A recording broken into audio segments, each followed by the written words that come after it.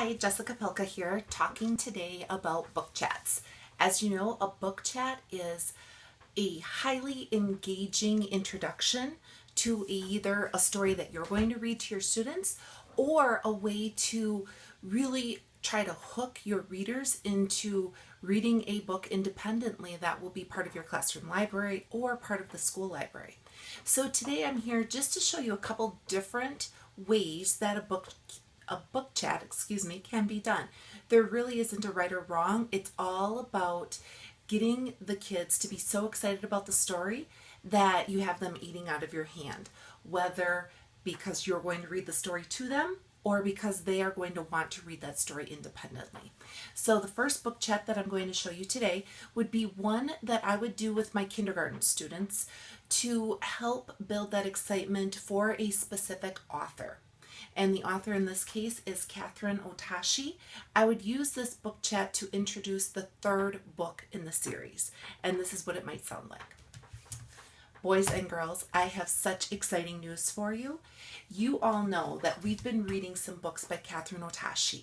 We read Zero and loved it. Then we read, after Zero came One, and again loved it. Here's the exciting news. She has another book out, and you will never guess what it's called. Zero, One.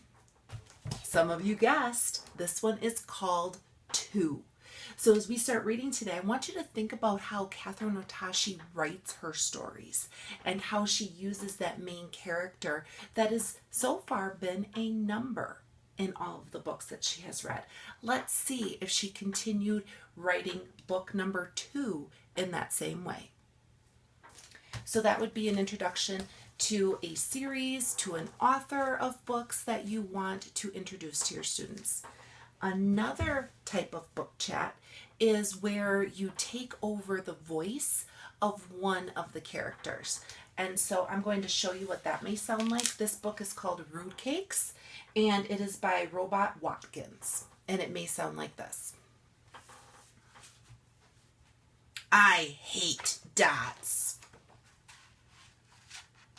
That means now, mister. Back off, I'm going again. Now, boys and girls, did that sound like a voice that I usually use? No, that's not my talking voice. That voice belongs to this guy right here. This guy, that's Rude Cakes. That is his name, Rude Cakes. That is also the name of this book. And already thinking about the way my voice sounded when I was reading it like Rude Cakes and the name of our book, Rude Cakes, I bet you can tell what kind of character Rude Cakes is. Is he a character that you would want to be friends with, or probably not? I would say probably not. But let's go ahead and read, and you'll get a chance to decide again at the end of our story if he is someone that you would want to be friends with. Okay, so that example is where, again, I took on the voice of the character and almost acted like that character in front of the kids to give them a real sense of who that character is. Another example of a book chat, again, just a quick short commercial as a way to introduce and engage your readers, is by actually reading a section from the book. And again, this is geared towards 5 and 6-year-olds, but this is what it might sound like when I read a section of the book to help get kids engaged in the story. All right, boys and girls, the story I have for you today is called Friends, Mostly. And it's about a little girl and a little boy, and they are usually friends, usually the best of friends, but not always. Listen to this. Ruby and Henry. Henry and Ruby. Usually we're friends, but sometimes we're unfriends. Unfriends. It all depends. So I want you to think about what it means if you're unfriends. I already told you they're best friends, usually, mostly. So what would it mean if you were an unfriend? Okay, so that is an example of reading a section of the book in order to engage your readers.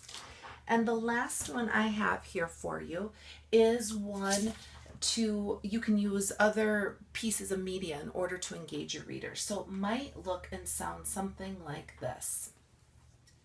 Boys and girls, have you ever heard of a volcano?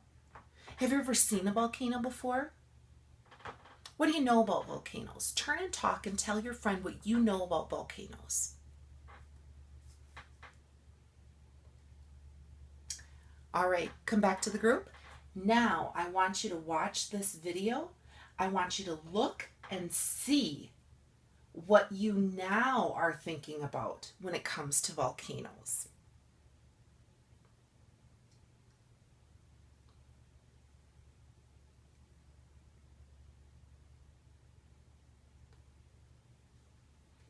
So in this book chat, I would use a video to introduce what a volcano is, give kids the chance to see a volcano, talk about what they know about a volcano, whether it be through a video or on your smartboard, whatever way you can help kids become engaged in what a true volcano is.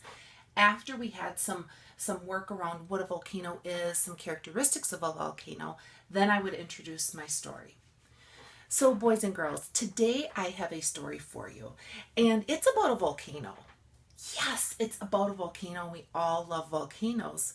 But hold on a second. Let's read the title. It says, "My mouth is a volcano." So now what I want you to do is think about a volcano and also think about how in the world can your mouth be like a volcano. Think about that for just a minute. Now turn and talk to the person next to you. How is a mouth like a volcano? So again, using a video to engage or hook your readers is a way, especially for this example, volcanoes are just so cool to look at. So kids are naturally going to be engaged.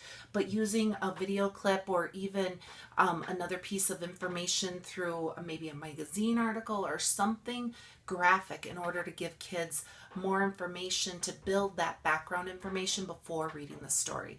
This is a great story about a little boy who likes to or I shouldn't say likes, but his words just explode from his mouth, and sometimes he can't keep his ideas inside. So a great little story, and the way that it is compared to a volcano is a way that many kids will understand.